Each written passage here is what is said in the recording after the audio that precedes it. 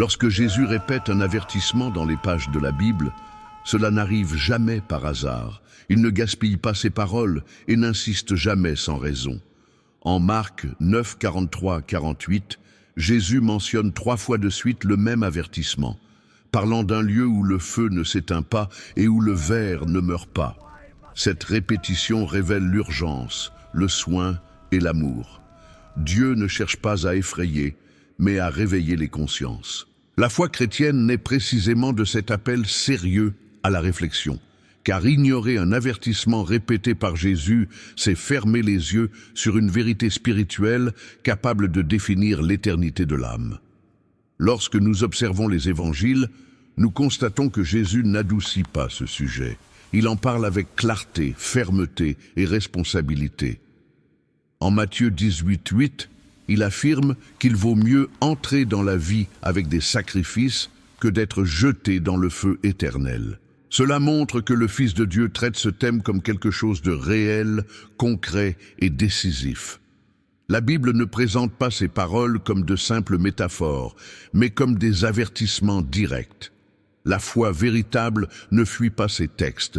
Elle les affronte avec maturité spirituelle, comprenant que Dieu avertit parce qu'il aime et parce qu'il ne veut pas que quelqu'un se perde loin de lui. Ce schéma de répétition révèle quelque chose de profond sur le caractère de Jésus. Il ne menace pas, il guide. Il ne condamne pas par plaisir, il appelle à la repentance. En Matthieu 7, 13, 14, Jésus parle du chemin large et du chemin étroit, laissant clairement entendre que les choix ont des conséquences éternelles.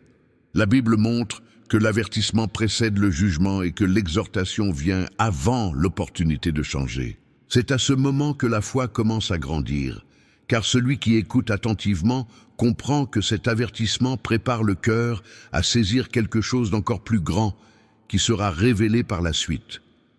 Ce ne sont pas de simples chefs religieux, ni seulement des prophètes de l'Ancien Testament qui ont parlé de l'enfer avec clarté. C'est Jésus lui-même, le Fils de Dieu, qui a le plus abordé ce thème dans les évangiles. En Matthieu 10, 28, il déclare « Craignez plutôt celui qui peut faire périr dans la géhenne l'âme et le corps. » Cette déclaration révèle une autorité spirituelle et une connaissance parfaite de l'éternité. Jésus ne parlait pas par supposition, mais parce qu'il connaissait profondément le destin final des âmes. La Bible présente ces paroles comme un avertissement plein d'amour et non comme une spéculation théologique. Lorsque Jésus parle de l'enfer, il le fait avec le même sérieux que lorsqu'il parle du ciel. Cela, à lui seul, porte un poids immense. En Matthieu 25, 46, il déclare que les uns iront à la vie éternelle et les autres au châtiment éternel.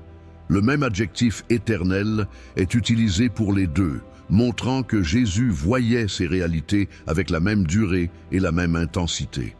La foi chrétienne repose sur cette cohérence des Écritures. Dieu ne cache pas les vérités difficiles, car dissimuler la réalité serait priver l'être humain de la possibilité de choisir consciemment le chemin du salut.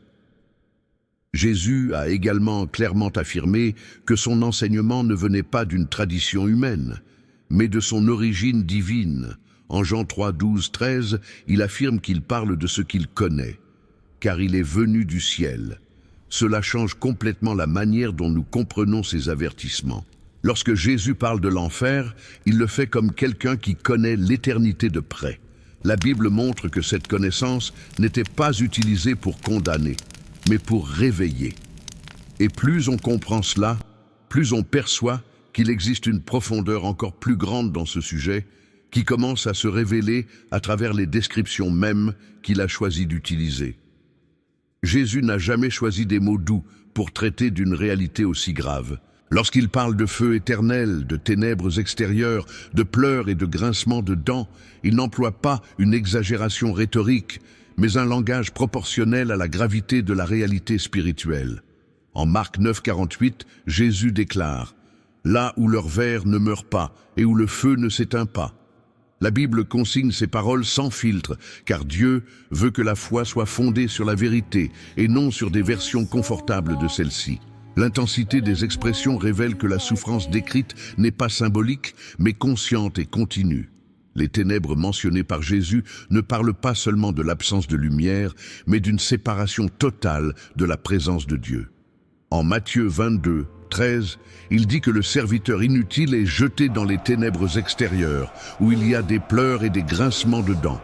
Cela montre que l'enfer n'est pas seulement une douleur physique, mais un tourment spirituel profond.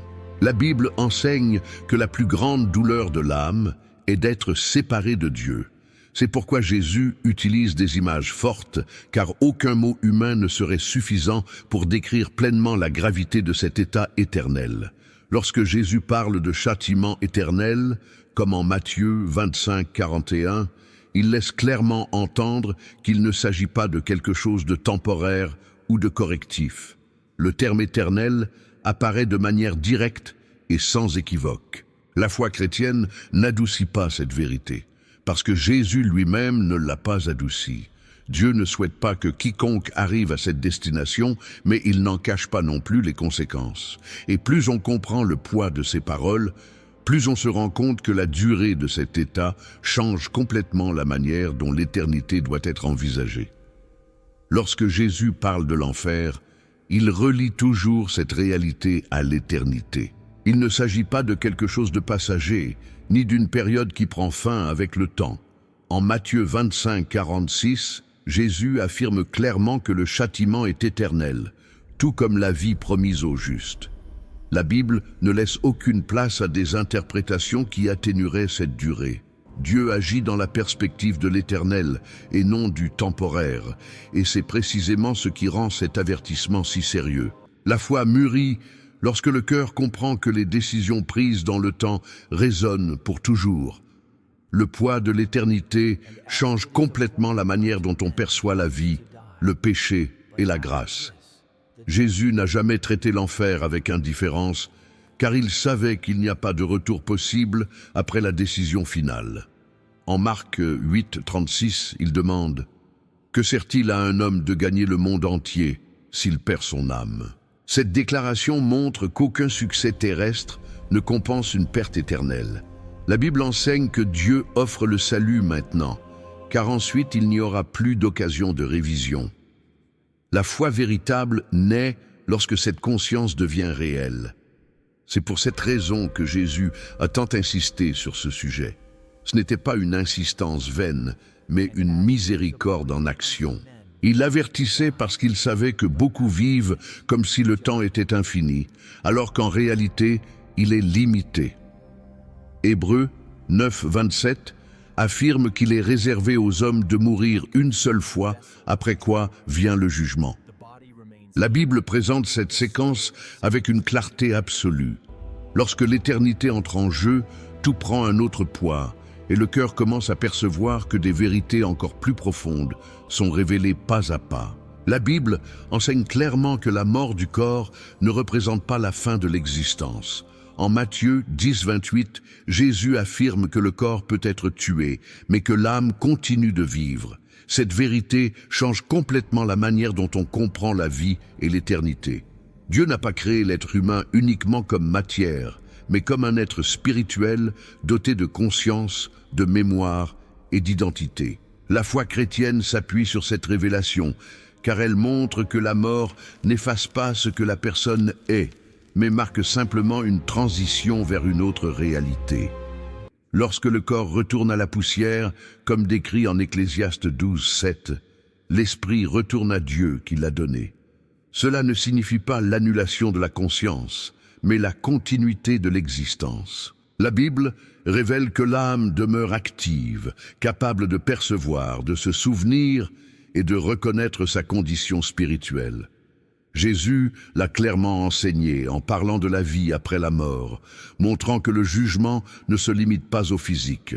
Dieu traite avec ce qui demeure, et la foi mûrit lorsque l'on comprend que les choix faits durant la vie accompagnent l'âme au-delà du tombeau. Cette révélation donne un poids spirituel profond aux décisions quotidiennes. On ne vit pas seulement pour ce monde, et l'on ne rend pas des comptes uniquement ici. En Luc 16, Jésus montre que la conscience continue après la mort, renforçant l'idée que l'âme ne dort pas et ne disparaît pas. La Bible présente cette vérité pour éveiller la responsabilité spirituelle, et non une peur vide. Et plus on comprend que l'âme demeure vivante, plus le cœur commence à se préparer à comprendre comment cette conscience se manifeste de manière encore plus intense après la mort. Jésus a révélé un mystère profond lorsqu'il a raconté l'histoire du riche et de Lazare, rapportée en Luc 16, 19, 31. Même avec le corps enseveli, le riche était conscient, voyait, se souvenait et souffrait. Il demandait du soulagement, criait pour obtenir miséricorde et reconnaissait sa condition. Cela montre que l'âme ne perd pas sa sensibilité après la mort. La Bible présente ce récit non comme une parabole symbolique sans fondement, mais comme une révélation spirituelle claire. Dieu permet que Jésus expose cette vérité afin que la foi soit bâtie sur la compréhension et non sur des suppositions humaines. Le détail le plus frappant est que le riche ressent la douleur comme s'il avait encore un corps. Il parle de soif, de tourment et de souffrance réelle. En Luc 16, 24, il s'écrit « Je souffre cruellement dans cette flamme ». Cela révèle que l'âme éprouve des sensations profondes, même sans le corps physique. La Bible enseigne que Dieu peut préparer l'âme à ressentir pleinement ce qui correspond à sa destination éternelle. La foi chrétienne doit comprendre que la conscience spirituelle n'est pas inférieure à la conscience physique, mais bien souvent encore plus intense. Cette révélation détruit l'idée selon laquelle la souffrance après la mort serait seulement symbolique ou psychologique. Jésus montre que la mémoire demeure, que le repentir tardif surgit et que la douleur est consciente. Le riche se souvient de ses frères, de sa vie passée et de ses choix. La Bible présente ce tableau pour avertir tant qu'il est encore temps.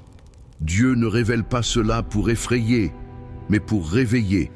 Et plus on comprend cette conscience active de l'âme, plus il devient clair qu'il existe une raison urgente derrière chaque parole prononcée par Jésus au sujet de l'éternité.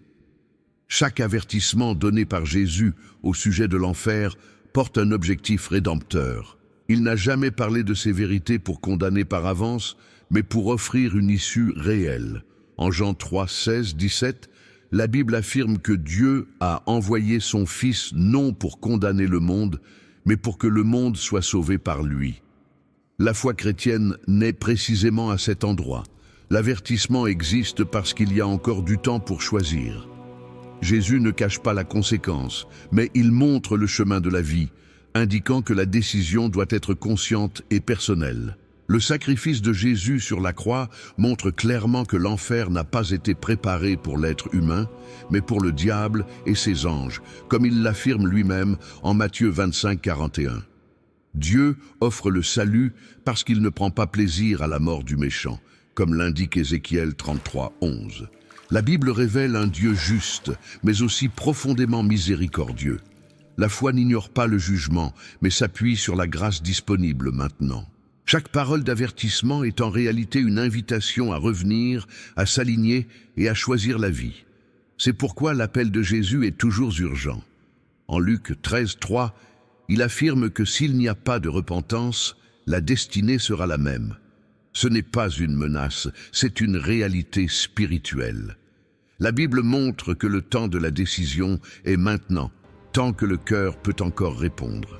Dieu respecte le choix humain, mais il laisse aussi clairement entendre que chaque choix engendre une destination. Lorsque cette vérité est comprise, le cœur commence à percevoir que l'avertissement ne pointe pas vers la fin, mais vers la possibilité d'un nouveau commencement encore à portée de main. La Bible déclare en Romains 6, 23 que le salaire du péché, c'est la mort, mais que le don gratuit de Dieu, c'est la vie éternelle en Jésus-Christ. Dieu ne force pas les décisions, il invite. Il appelle, avertit et tend la main. Le salut n'est pas un mérite, c'est un abandon. Lorsque la foi rencontre la grâce, le cœur est touché et l'éternité est redéfinie. Jésus demeure l'unique porte, l'unique chemin et l'unique espérance réelle pour échapper à la séparation éternelle. Si vous avez compris le message de cette vidéo, cliquez sur le bouton « J'aime » et écrivez dans les commentaires « Seigneur Jésus, ne laisse pas mon âme se perdre. Amen ».